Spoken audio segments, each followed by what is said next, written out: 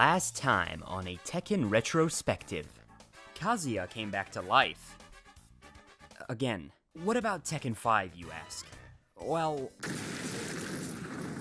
Heihachi came back to life. Again? Meanwhile, Harada and team accidentally nearly killed the franchise, prompting fans to flood Namco with negative feedback to the point where Harada had to quit for a time due to the stress and pressure of the failure of Tekken 4. Yes, all jokes and jabs aside, Tekken 4, despite being a good game at its core with some beautiful aspects that are still appreciated and beloved today, such as the atmosphere, aesthetics, music, overall tone and story of the game, everything else was not received well. The game was beyond broken and unbalanced, causing many fans to abandon it and go back to Tekken Tag for competitive play in tournaments, both casual and professional. Harada left the team shortly after the release of Tekken 4 due to the pressure that came from the poor sales of the game, despite his boss insisting that he stay and keep working on more games as his work more than consistently delivered, aside from Tekken 4. Finally, after about a year away, Harada made his way back to the team, stating that the reason for both his leaving and return was his passion for fighting games. It was hard for him to witness the backlash the game received after the team's hard work, but it was fine. Now that he was back, it was time to move on. Development on Tekken 5 went smoothly. Namco wanted to take all the lessons they'd learned from the failure of Tekken 4 and do their best to do things correctly this time around. They wanted to make the greatest Tekken game of all time to celebrate the series' 10th anniversary, which was rapidly approaching at the time. Tekken 5 was finally revealed to the world at E3 2004 alongside Death by Degrees, an action-adventure spin-off starring Nina Williams as the main character, with various teasers and looks at both new and returning characters in the form of cinematics, as well as some gameplay following. And at last, it was released in November of 2004 for arcades and early 2005 for the PS2. 2004 is already one of the greatest years in the history of gaming when we look at the titles released that year. Add Tekken 5 and it's damn near one of my favorite years for games ever. So, let's talk about one of the greatest fighting games of all time. This is Tekken 5. I'm here now. I'm doing the best I can. Where are you now? It's your dreams come true. Here we go.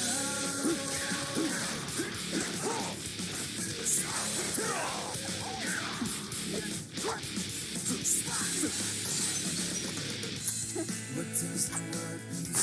Should only be a smile on your face. Answer me as you got. The sun rises again. When will that time return? Swear you won't give up. Break out. Anything stops. Let me know never sin. Break out. Make my story. Get down. They call history. My heart beat. Beat faster. Shout, shout, shout, shout. Destiny. Take it all. I don't care which one's walking this way. What if I go back to zero? All in one man at the time of one decision.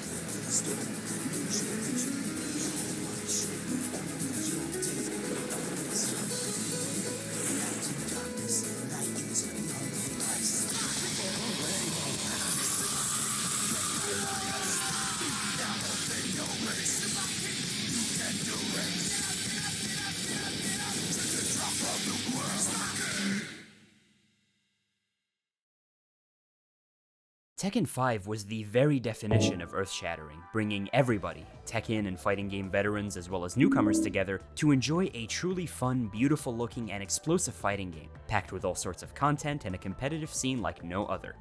The second you boot it up, you get one of the most beautiful CG intros for a game to this day, accompanied with an epic soundtrack.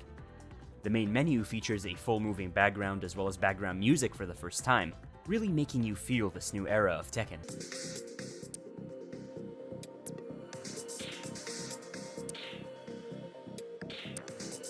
Tekken 5's gameplay was what set the stage for every Tekken that followed, the faster and more fluid movement, the mix in both endless and close stages with wall splats and combos, and in general, combos getting more damaging and demented with each game that came. Sidesteps and backdashes were far better, in addition to sidewalks returning, In general, everything was made to be far more fluid, whether in terms of movement or juggling and combos, which felt closer to Tekken 3.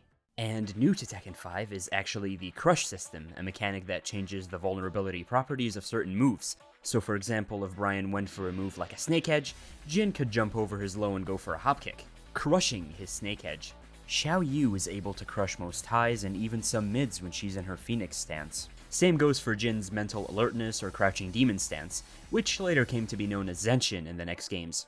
This is a system that is carried on over to modern Tekken, though it's slightly busted nowadays. The roster for Tekken 5 remains one of the greatest and most complete to this day, bringing in all sorts of newest fan favorites from both Tekken 3 and 4, all whilst also bringing back favorite characters from Tekken 2, either through, well, actually putting them in the game, or replacing them with a new character that played similarly. All the newest characters from 3 and 4, such as Jin, Hwoarang, Xiao Yu, the Bears, Brian, and more were brought back, as well as Marduk, Steve, and Christy from Tekken 4. Serious veterans like Kazuya, Heihachi, Law, Nina, Paul, Yoshimitsu, and Bruce, Roger, Beck, Wang, and Ganryu from Tekken 2 were also back. Our newcomers to this game included the likes of Feng Gui, a Chinese Kempo master, Raven, a literal ninja, as well as Asuka Kazama, a new tomboy fighter from the Kazama clan who is the new generation replacement of Jun Kazama. Kind of. As well as, of course, Devil Jin, the alter ego of Jin in his devil form, which brings back his classic Tekken 3 Mishima moveset that fans had been begging for, since it was changed back in Tekken 4. This was a really smart way to satisfy both sides, the players who liked the simpler, more traditional karate-focused Jin from Tekken 4, and the players who missed the more Mishima-style Jin from Tekken 3 and Tech Tournament. However, sadly once again, the first release of the game would see many characters being broken beyond belief, Steve once again being on top, able to beat out almost anybody with so many different evasive moves as well as pressure. This continues with characters like Devil Jin, Nina, Feng, and more. Meanwhile, the protagonist, our main boy himself, Jin, would get the short end of the stick, being nerfed into oblivion from his Tekken 4 counterpart, having incredibly weak launchers and combos, slow moves in general with a very low damage output. All too surprising considering how top tier he was in the previous game. But, of course, no amount of high tier broken characters will ever beat the true strongest character introduced in Tekken 5. The final boss of Tekken 5 was for the first time in the series unplayable. Heihachi was playable in Tekken 1, Devil was playable in Tekken 2, both Ogre and True Ogre were playable in Tekken 3, Unknown was playable in Tekken Tag, and Heihachi was once again playable in Tekken 4. This time, Jinpachi Mishima was the final boss. He was the father of Heihachi Mishima and the original creator of the Mishima Zaibatsu, who's allegedly been dead for over 40 years now. Fighting him in the final stage is relatively fun.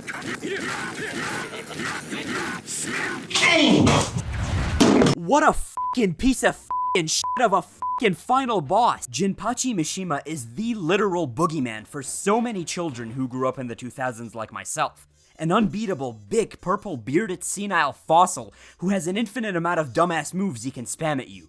You name it, he has it. Astral projection, fireballs, more fireballs.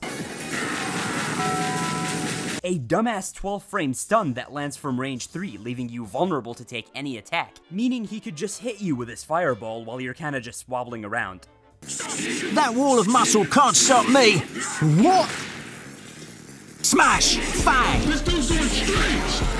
This man brought nightmares to so many young kids around the world, and to this day, even with arcade Tekken 2 Devil or Azazel, I don't think a more purposely cheap boss fight has ever been produced in the history of the Tekken series. Ugh. Well, now that I've ranted about how cheap Jinpachi is, I think it's about time we talk about the story and the characters of Tekken 5. Tekken 5, in my opinion, and the opinions of many in the community, is where the story of Tekken as a series dwindles in terms of quality and writing for almost every character, and becomes an attempt to keep the story ongoing for as long as possible to keep the Guinness World Record for it.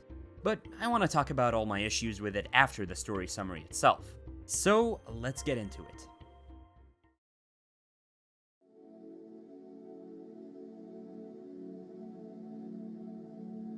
Mere moments after Jin defeated his father and grandfather and soared through the roof of Honmaru, Kazuya and Heihachi would come too, only to look around and be met with a squadron of Jack 4s attacking them.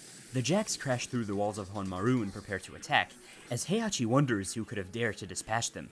He and Kazuya, for the first time in many years, stand and fight together, taking out scores of the Jacks together. Despite not having seen each other for 20 years at that point, and even before having been enemies, the father and son duo fought with incredible teamwork. Headbutts into throws, dragon uppercuts into hell axles, the works. The more they took out, the more that would just follow soon after. The attack seemed ceaseless at this point, and just as Kazuya saw an opening, he turned on Heihachi and threw him towards the Jacks, before assuming his devil form and flying away. Cursing Kazuya's name, Heihachi is restrained by the Jacks and is unable to move when he realizes the Jack 4s are bombs sent to self-destruct and kill him and Kazuya. He realized too late, as only a few seconds needed to pass. The bombs went off and Honmaru went up in a fiery haze. As Kazuya flew away from the explosion in his devil form, he would look at the Jacks and the helicopters and would quickly realize the attackers were sent by none other than G Corporation, who had betrayed him and are now trying to kill him and Heihachi. The massive explosion seemingly killed Heihachi, as he was nowhere to be seen after. The only person there to witness the event was a mysterious ninja known as Raven. As he looked upon the explosion, he relayed the information to his superiors. Jinpachi Mishima is dead. Meanwhile, Jin's devil powers begin to spiral out of control. He starts to black out and wake up in destroyed forests and buildings, knowing he unconsciously caused the destruction that he saw before him. He would retreat to his childhood home of Yakushima, but still remain plagued by nightmares of the devil, as he begins to search for a solution, realizing he cannot go on like this. 2 months after the attack, with Heihachi seemingly dead, a mysterious somebody assumes leadership of the now vacant position of the Mishima Zaibatsu. And from the shadows, it seems nothing changes within the company, when all of a sudden, the King of Iron Fist Tournament 5 is announced. Many of the competitors from the previous tournaments, along with new fighters around the world, flock to join the tournament at a chance to win. But they all wonder the same thing as the rest of the world. Who started this tournament? Who's pulling the strings from the shadows here? Jin, of course, would also enter, knowing this might be his chance to find out something to help him rid himself of his cursed blood. He joins the ranks along with many fighters of the world. This includes the likes of Paul Phoenix, Hwoarang, Martial Law, Steve Fox, King, and more. Meanwhile, Asuka would one day come home from school to find out that her family's dojo was completely wrecked and her father was put in the hospital by this mysterious Kempo fighter. After consulting with Detective Lei Wulong, they determined that the man was Feng Wei. He was already known for killing his own master in his former dojo, where they forbade the practice of other martial arts. When his master intervened, Feng ended his life without mercy. In a search for the Godfist scrolls that may teach him to master the fighting style, he attacked the dojo. Asuka, who was raised with a strong sense of justice and integrity, would follow Feng into the King of Iron Fist tournament with a personal grudge in mind, and that was to knock him out for what he did to her father. The tournament began as many fighters squared off, still unaware of who started the whole charade to begin with. Many of them would have rematches from past tournaments. Paul and Law fight as they also meet and befriend Steve. King and Marduk square off once more, Nina and Anna have a sister versus sister rematch. It's uncertain who won any of these fights in the canon, but we know that they took place. And as Jin blazed through the tournament, he would meet a very grizzled and seasoned fighter in the 100-year-old Wang Jinrei from China, who had joined the tournament feeling that something connected to him was off. Jin, still being influenced by the devil gene, fought against Wang, not holding back an inch despite fighting a much weaker and older man. He would defeat Wang and take him out of the tournament. The old man would tell him to keep pushing through the tournament and find out who's pulling the strings from the shadows. Meanwhile, Hwoarang and Baekdu-san also entered the tournament as master and pupil, and after a good streak, they finally met in a match. Hwoarang would defeat his master and advance to the next round as a proud Baek amped him up for his next match, which would be against his friend and rival, Jin. At last, the two rivals faced each other in the rematch they had long awaited, but Jin wasn't the same. He was struggling, slowly being consumed by the devil within, who craved chaos and wanted him to lose control. Still, despite the darkness, Jin managed a faint smile towards his friend, and the two prepared to fight. In an incredible match between Jin and Hwoarang in the semi-final, the two pulled out all the stops to try and defeat the other. Jin's newly learned traditional karate along with the Mishima electricity was a perfect match for Hwoarang's still improving taekwondo. Fate would take a turn for the worse, however, as Hwoarang came to the deciding end of the match. He would beat Jin, knocking him out. While unconscious, Jin was overtaken by the devil's power. In the last tournament, he had the strength and clarity to resist it, but this time he was vulnerable and he couldn't fight back. When he rose again, it wasn't Jin anymore, it was Devil Jin. He struck without hesitation, attacking his supposed friend. who was powerless to defend himself not only from the fatigue of the match he had just endured, but from the overwhelming powers of Devil Jin to begin with. Beck intervened, fending off Devil Jin's onslaught and saving his student. Jin, or rather Devil Jin now, would be proclaimed the winner of the match as he advanced to the final round. He would fly off, leaving his friend bleeding and battered on the tournament stage. Hwoarang was left broken in spirit after this, not just because he'd had Jin within his grasp and should have been the one to win, but because he had watched his friend slip away once again, overtaken by the devil. Just like 2 years earlier when he saw Jin lose control and brutally attack Heihachi, that same darkness had returned and there was nothing he could do to stop it. Jin would soon regain control of his body. The devil still had a grasp on him as he was struggling to contain the power. As he drew closer to the final round, he felt an ominous, almost devilish power. Demonic, to be more precise. Heihachi, who survived the explosion, wondered who took control of the Zaibatsu and created this tournament, and so did Kazuya. Soon enough, the revelation of who was truly behind the King of Iron Fist Tournament 5 became clear. Over 40 years ago, Heihachi defeated his father Jinpachi Mishima and chained him underground in the basement of Honmaru, leaving him there to die so he could take control of the Zaibatsu himself. Jinpachi was a different kind of man, not at all like his son or grandson. He was an honorable fighter with a strong sense of wisdom and a great friend of Wang Jinrei. During World War II, he founded the Mishima Zaibatsu and expanded it into an industrial empire by capitalizing on military demand in the war. But afterwards, he heavily regretted this. He hated needless conflict and sought inner peace, and solely devoted his family's legacy to martial arts. He was one of the few to show compassion to Kazuya as a child, treating him with love as his grandson. After Heihachi staged a coup and stole the Zaibatsu from him, he was imprisoned beneath the temple. Jinpachi would soon starve to death and his body would be left there. Of course, however, with the explosion of Honmaru, a vengeful demonic spirit entered his body as he reanimated, emerging from the flames under the rubble of the ruined temple. Jinpachi had been possessed by a strange demonic force, presumably connected to the Devil Gene. But like Jin, there were fleeting moments where he managed to regain control of himself. And as I said before, in life, Jinpachi was a decent man, unlike his son and grandson. Jinpachi deliberately announced the King of Iron Fist Tournament 5, hoping that someone strong enough would come, defeat him and end the nightmare, freeing him from the demon that possessed his body and allowing him to finally rest in peace after all these years. Jin was that man. As he approached, the large and demonic Jinpachi emerged, laughing in Jin's face. He hoped that Jinpachi might be connected to the devil gene awakening within him, and that by defeating him, he could rid himself of it once and for all. But sadly, that wasn't the case. Be that as it may, Jin attacked the man who he had no idea was his great-grandfather. Jinpachi was menacing and overwhelming. His powers seemed to have no limit as Jin struggled to keep up with his unbelievable speed for his size, as well as his demonic powers. Beneath the demonic aura, the fireballs, and the astral projection, Jinpachi still fought using the Mishima Ryu fighting style, the same one he passed down to Heihachi, who in turn passed it down to Kazuya and Jin. Jinpachi's final wish, the wish of the real human Jinpachi, was ultimately granted. After a hard-fought battle, Jin defeated him swiftly and decisively. This time, he didn't rely on the devil's power. Instead, he fought to keep it at bay, honoring Jinpachi's humanity with his own. As Jinpachi was defeated, he would dissolve into dust, and despite the sad and violent way he had to go out, his soul was grateful to Jin. As after so many years, he could finally rest. No longer was he a vengeful spirit in a decayed body because of what Heihachi did to him. His soul was now free, and he could rest in peace. Jin stood silently, reflecting on the battle he just fought. There was a calm stillness in the air, and yet despite that, Jin was not at peace. The devil still lingered within him, and defeating Jinpachi achieved nothing.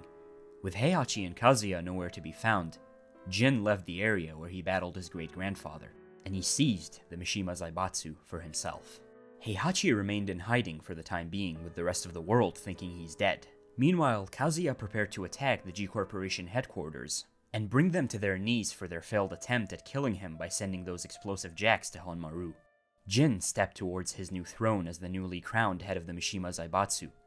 The room, packed with hundreds of stern-faced men, fell into a synchronized salute. As he took his seat, his face remained cold and unreadable, until a slow, knowing smirk began to form on his lips. This was a sinister Jin we'd never seen before, almost like the power had gotten to him, and the kind and friendly boy raised by his mother seemed no longer there.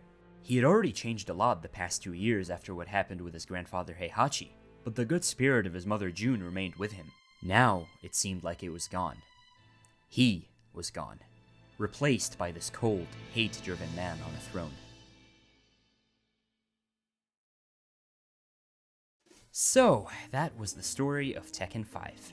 While there's definitely some undeniably cool moments, they're tarnished by the sheer amounts of character regression for almost the entire roster, and the nonsensical, unexplainable events. While every character in the previous games had a far more personal backstory and events with serious motivations they go through that ultimately connect towards the greater narrative, and brings most of the other characters of the roster together, Tekken 5 kinda just made it so every 2 or 3 characters have one set rivalry that they're not gonna live down and keep going at for the future games, and almost no involvement towards the main plot or the main characters while they hog most of the screen time and glory to themselves.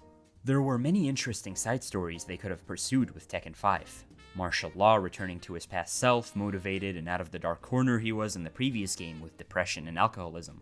Steve meeting his alleged mother Nina and talking to her about both their pasts, and so much more. Most of these are in some way continued, but sadly with no real story, purpose, or goals in mind. They go from deep connections and turn into nothing more than rivalries, where the 2 characters meet, punch each other, and repeat for the next game over and over. This happens with the likes of Law, Paul, Kuma, as well as Yoshimitsu and Brian, Nina and Anna, Asuka and Feng, and more. Asuka had the potential to be such an interesting character, being a brash, rowdy tomboy with a strong sense of justice, and also being hinted to have the same Kazama devil gene suppressing powers that Jin's mother June has. But this ultimately goes absolutely nowhere as she just becomes a comic relief character soon after, a fate that many other characters in the series frustratingly share. Not to mention, what's with the dumbass retcon? Characters like Beck and Wong were originally set to have been killed by Ogre in Tekken 3. But somewhere along the lines, that changed from killed to disappeared, and now they're back, canonically alive. What's the big idea? They could have been legacy characters without really being a part of the story. The nonsensical writing keeps up in the plot, beyond the character development that we saw in previous games completely turning to dust. From the beginning, why would G-Corp attack and try to kill Kazuya? Are they stupid? They spent all those years trying to track down his body, and then more years trying to revive him and bring him back to life. So why is it that now, presumably mere days after they finally brought him back, would they hit the big old nevermind button in an attempt to have him killed? I guess the idea is that they regretted reviving him, thinking they could control him but quickly realizing they couldn't. But that's still really dumb and makes it clear that the writers just wanted some way to bring Kazuya back to life. Past this, what the hell is this demonic spirit that possessed Jinpachi's corpse? It's literally explained as nothing more than just that. Since both halves of the devil are with Kazuya and Jin, who the hell is the spirit? Is it still connected to the devil gene somehow? Why would it just bring Jinpachi back like that and take over his body? Who is it? Is it stupid? And then we got Jin's sudden turn to the dark side. Throughout the entire game, we see him have these moments where he's trying to resist the devil's influence so hard, where he blacks out, transforms, causes a lot of destruction, and then feels bad about it when he regains consciousness. So he's clearly a good guy. What the hell is with the sudden shift right at the end of the story? He has his final battle against Jinpachi. It's life-altering for him. This was his great-grandfather, who was a good man, thanking him for finally laying him to rest. Jin should take this as an example and stay true to his mother's teachings, to continue trying to resist the devil. But then he just says whatever, takes over the Mishima Zaibatsu and makes that evil face like it's nothing. Where did this come from? Why would he do that? Is he stupid? Ugh. Yeah, I fucking love the story and lore of Tekken, but this is the point where I need to stop taking it so seriously. If you're a lore buff like myself, please do yourself a favor as well. It genuinely only gets worse from here.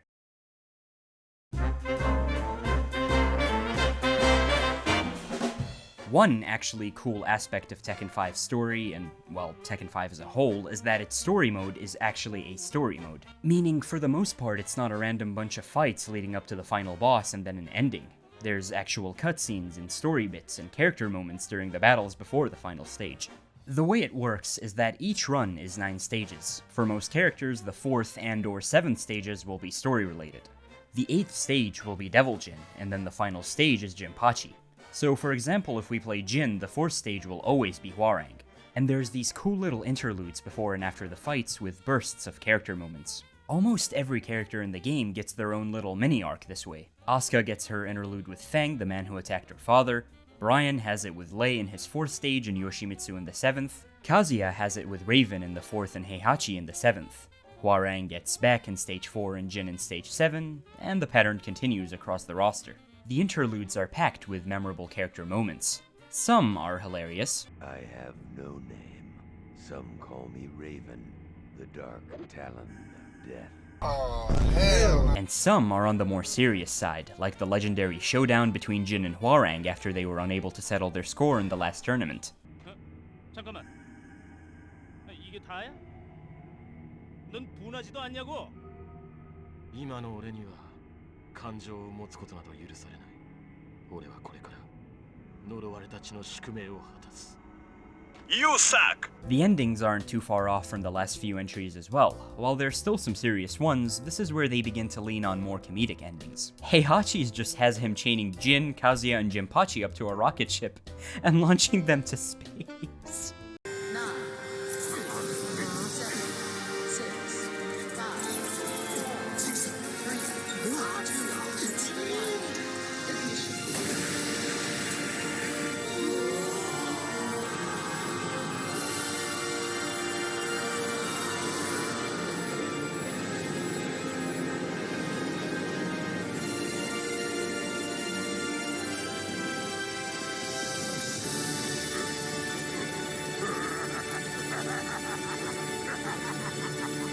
There's Beck's ending, where he can't stop aura farming.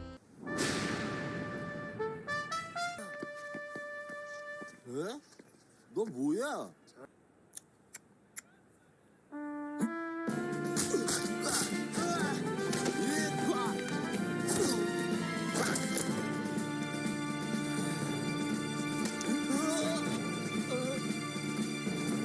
Asuka's is just, oh god, okay, Jesus, no. Ganryu tries to rizz up Julia.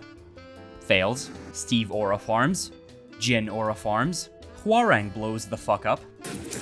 Lee's features dummy thick Heihachi.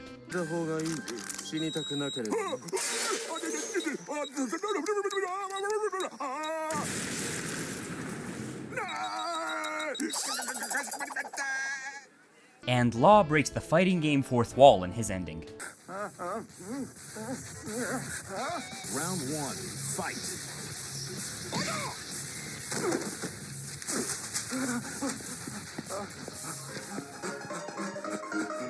That's pretty much the gist of it when it comes to the endings. Well, there is also Lei. This is Detective Lei Wulong. I have the suspect in custody. I'm on my way. Did you know that Tekken 5 was also the first game in the series to finally feature customization? It wasn't that broad, in fact it was hugely limited to a few accessories, hair options, and color changes, but at the time this was so much fun to play around with. I remember spending hours as a kid listening to that main menu track while just trying out different customizations on all of the characters. In addition to the options you already have, some of the characters, for a small fee of 500,000, have special costumes you can purchase and use in the game. They're all designed really nicely and are unique. Anna has this really cool sleeveless jacket with patterned shorts. Asuka has her badass spiderweb dress in addition to her school uniform. Bruce has this special Muay Thai set with all sorts of head, arm, and leg bands. Ganryu has a weird-ass tech suit and helmet. Jin's got a jacket with a lot of fur, which kind of matches with Xiao's. Aww, that's cute. Xiao is the only one to have 3 costumes, by the way. Besides this one, she has her school uniform, as well as a full panda set. Lee's got this badass leather set, which kinda takes us back to his earlier, more youthful look from the older games. Yes, a reminder that this man is an unk. Law's got this weird working man set with a flat cap and suspenders. Raven has an extra ninja set. Yoshimitsu has this insane demonic blue bodysuit with beads and a wakizashi and a new sword and oh my god, this outfit looks fucking awesome. But the craziest one has to be Christie's special costume. Because it's just Eddie. It's just Eddie.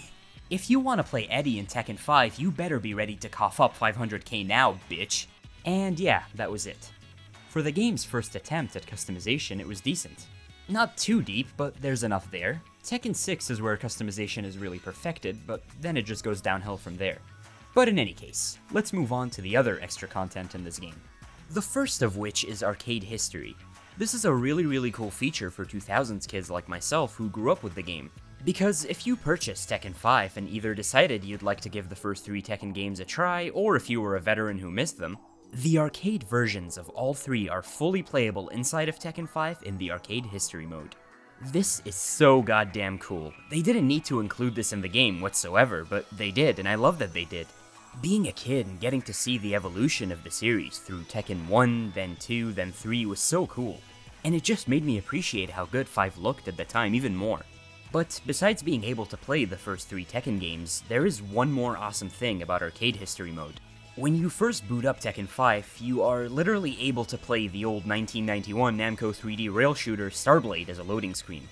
Now, obviously, as it is a loading screen, you don't get to play the whole thing, but that is still possible. When you're playing the Devil Within game mode, you need to access a secret room in the 4th stage, where there you're supposed to find a floating replica ship, collect it, and boom, you've now unlocked the entirety of Starblade available to play in the arcade history mode. How awesome is that? It was insanely cool to me as a kid, and it's just one of the many bits of content this game is packed with, making it so long-lasting. But since I mentioned the Devil Within game mode and the extra content in this game, it's time. It's time we talked about it. Devil Within mode.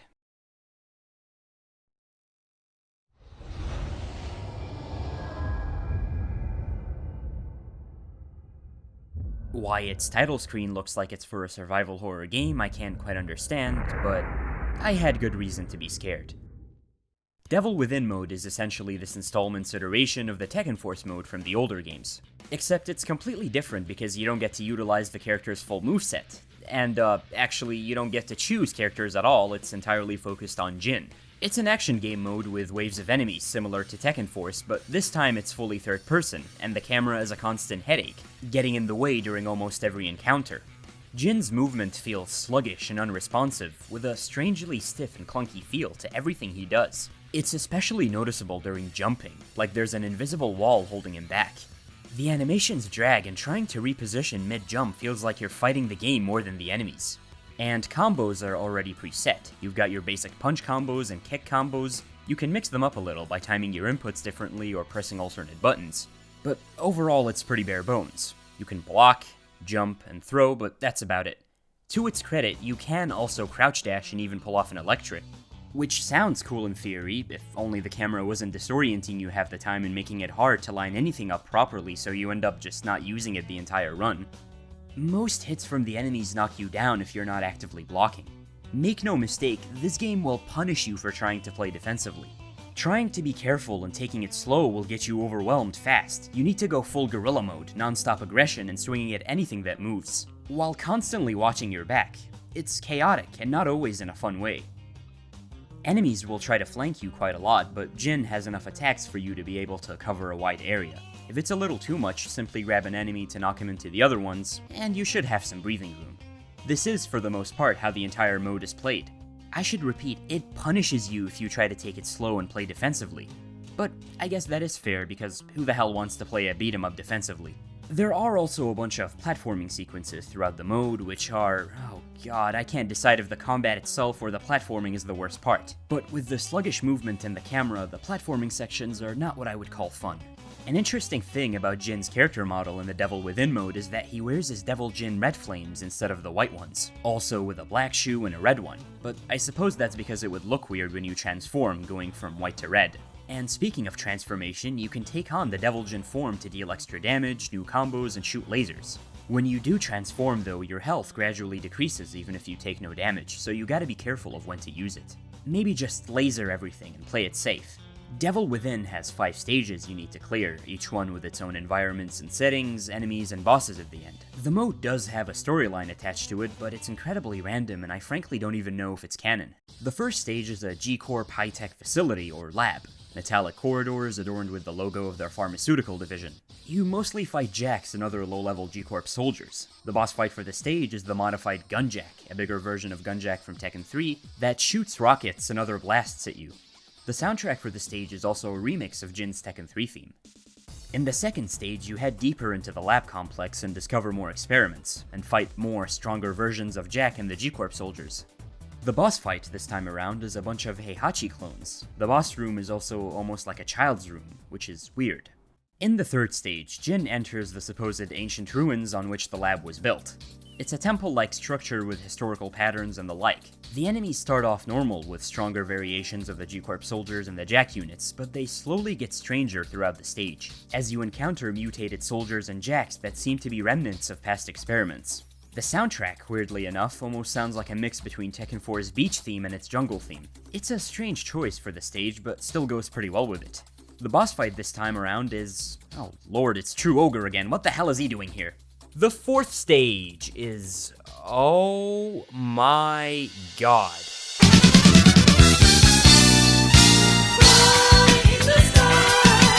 Have you ever finished something, be it a whole level or a whole game, and just sat there thinking, holy shit, that was one of the worst things I've ever played? Tekken 5 Devil Within Stage 4 might very well be the worst turd that Namco has ever shat out. There are no words, no combination of syllables I could possibly use to describe just how bad the level design, the amounts of dogshit platforming sequences, the enemy spawn points, the awful puzzles, and the awful attacks that the enemies throw at you are. I am not joking when I say not even current Tekken 8 has made me tweak out as much as this demon-infested ass. To make matters worse, the boss fight for this stage is also the worst in Devil Within. It's a damn sphere. While the other ones weren't that good, they were still just regular boss fights against robots, dudes, or monsters. In this one, you gotta take forever waiting for these chambers to open up, then go through the awful platforming to get to them and attack until they're all depleted and the ball is dead. All this shit just to get to this screen. Yeah, well fuck you! But hey, at least we're in the final stage. Stage 5 is a lot more of the same environments and enemies. The soundtrack is also similar to the last one, but it's a bit more hype, I suppose? And this is when we get to the final boss fight. Monstrous Ogre. Yeah, it's Ogre yet again. Just assuming a new, bigger, and more mutated form.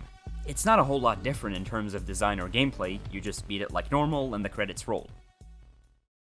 So, all in all, most people remember Devil Within for the fact that it was a unique game mode. In a good way or a bad way, that's up to you. Most forget that it has a story, however, told through the little text interludes in between stages. Apparently, the way it goes is Jin hears a rumor that his mother, Jun Kazama, is alive. So he heads into G-Corp's labs for some reason in an attempt to find her. Where instead, upon making his way down the ruins, he sees that Ogre is alive again. The point of the story, besides Jin looking for his mother, is that he's trying to track down the source for the Devil Gene and end it to rid himself of the Devil's control. It's never been confirmed if this is canon or not, but most likely no, as even when looking into the Tekken wiki, there's differing accounts of the story. Some saying it takes place after the tournament, and some saying it takes place after Jin flew off once Tekken 4 ended. While the latter does make more sense, the sudden supposed rumor that Jun is alive and the resurrection of Ogre, in addition to the Heihachi clones, make this story kind of not very believable, so I think it's pretty fair to assume it is non-canon. But yeah, that was Devil Within, Tekken 5's Tekken Force mode. And it's rough, but well, it's there, so why not? When you beat it, you also unlock Devil Jin, but there is another way to unlock him, and that's to play 200 battles. As a kid, I didn't know about the first method, so I'd always just grind until I unlock him. And that's really about it for the content that Tekken 5 had to offer.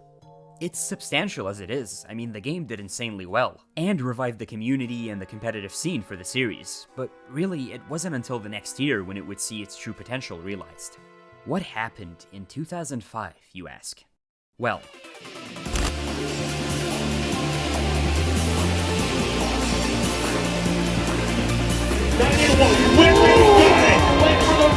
Okay, Dino! Right, hard with the comeback. Tap. No!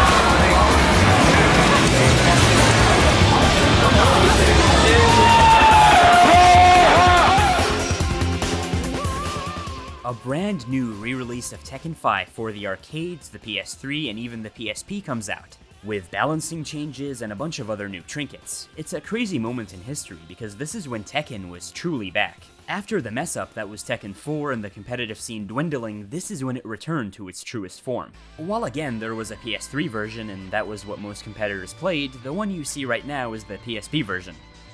Because it's the only one I have. Tekken 5 Dark Resurrection would not only serve as an update to the game, which removes arcade history and Devil Within, but it for some reason recolors all of the characters' outfits to try and give it a distinct look from the original Tekken 5, in addition to also giving all of the stages a bit of a reskin and the soundtracks a remix. So for example, the Burning Dojo is no longer burning, it's a nice clean one. You know what is burning now, though? Jinpachi, for some reason.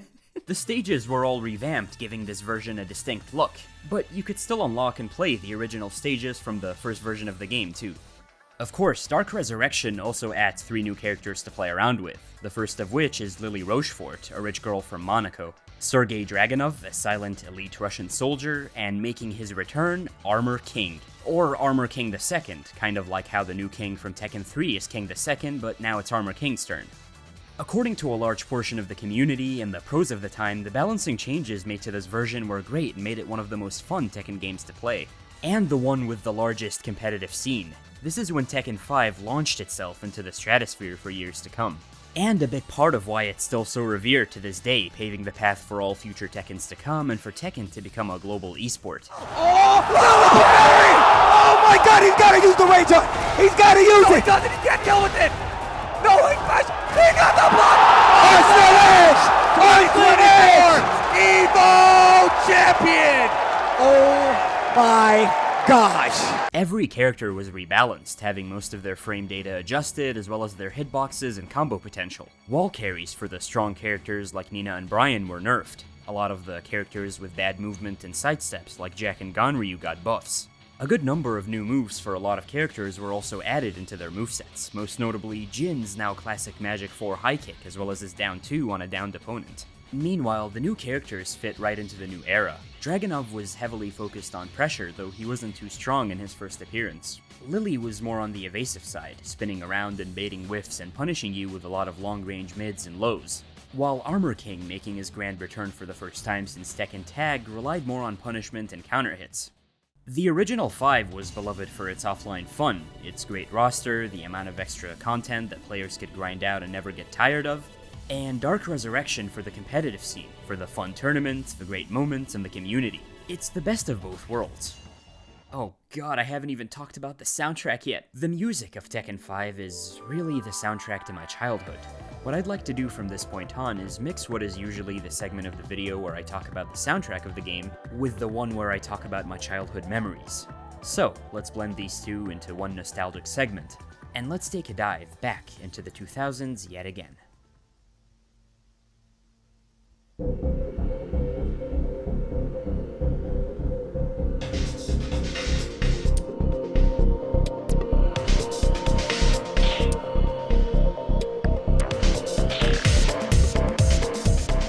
This main menu soundtrack right here.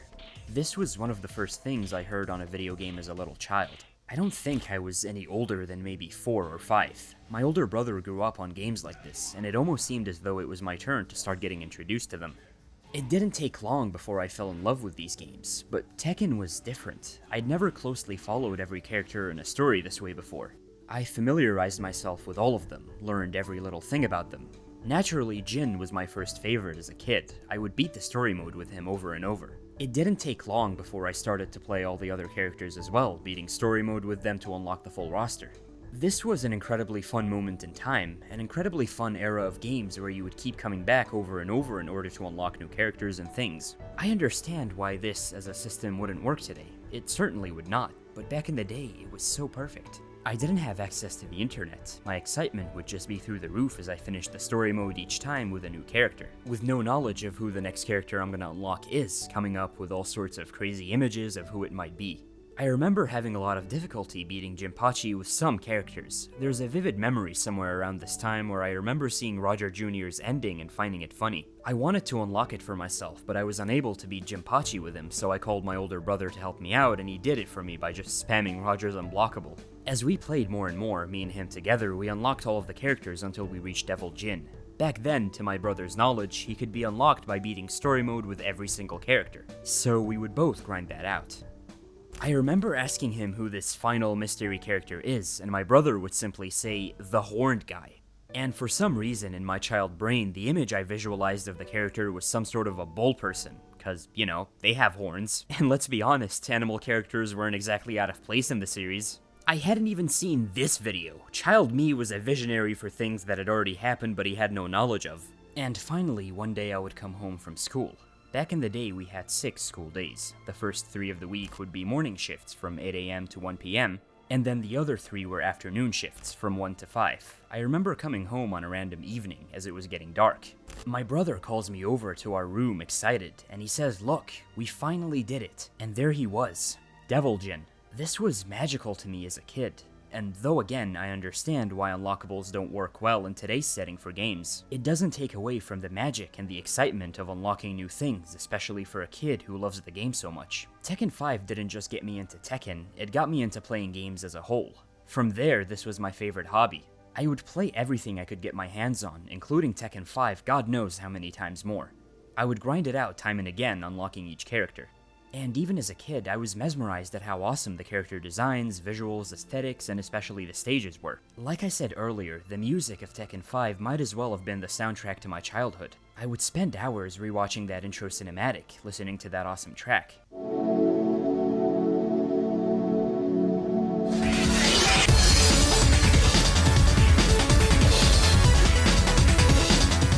I'd be greeted by the main menu then, a hypnotizing and nostalgic track I would hear and sometimes even fall asleep to.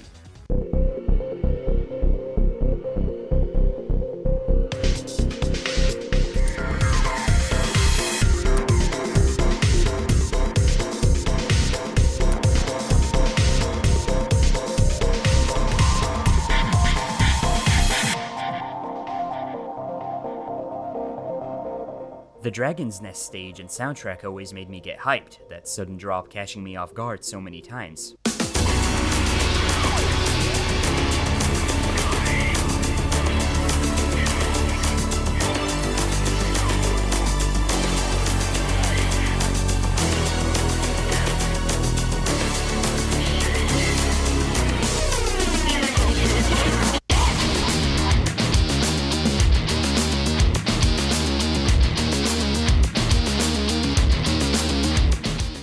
The awesome Hong Kong action movie vibes of the street stage,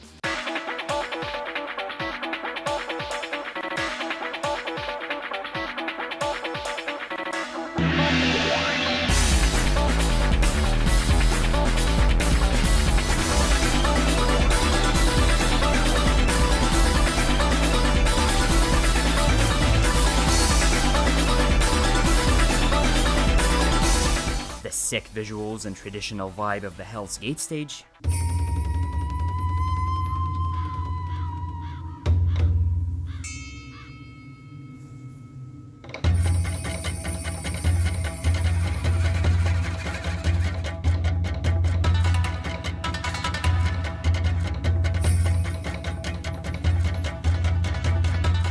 the incredible pipe organs of Devil Jin's Cathedral stage, which always hyped me up as a kid, especially when fighting Devil Jin himself.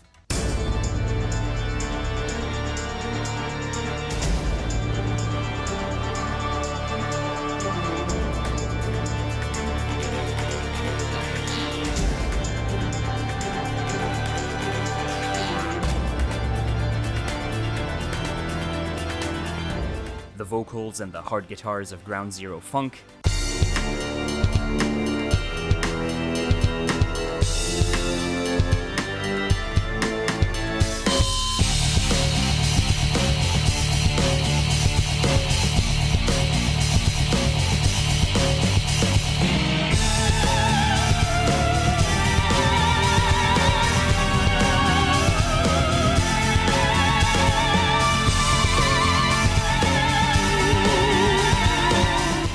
all the way to what I think is still the single greatest stage in Tekken, and maybe even the greatest stage in the history of fighting games, Moonlit Wilderness.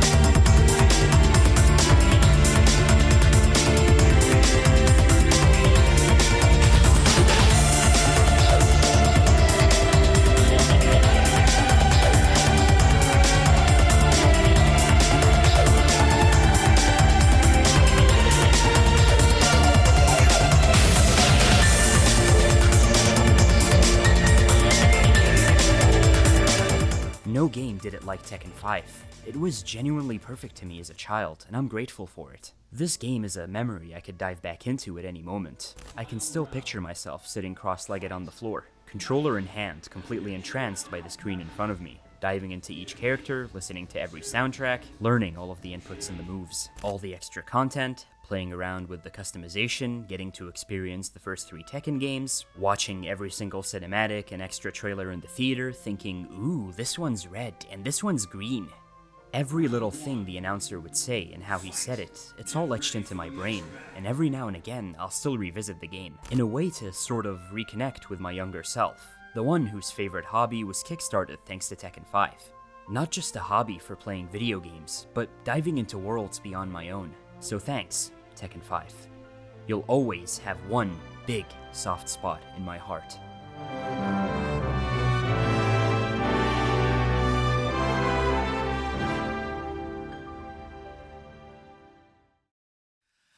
I'm here now.